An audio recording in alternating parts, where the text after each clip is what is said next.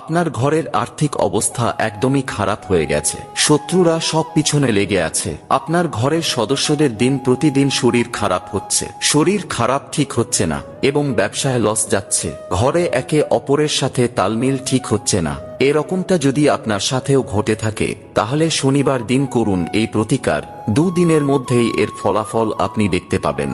পরীক্ষিত ও প্রমাণিত এই প্রতিকারটি জানার আগে প্রভু শ্রীরামের ভক্তরা মন থেকে একটি লাইক করে কমেন্টে জয় শ্রীরাম লিখে দিন।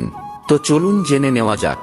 4টি লাল শুকনো লঙ্কা, কিছুটা হলদে সর্ষে এবং 1 চামচ লবণ নিয়ে একত্রিত করে কাপড়ের একটি পুঁটলি তৈরি করুন।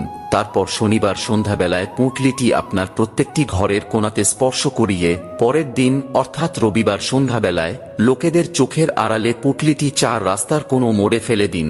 বিশ্বাস রেখে এই প্রতিকারটি করুন, ফল অবশ্যই পাবেন, এটা আমার আশীর্বাদ রইল।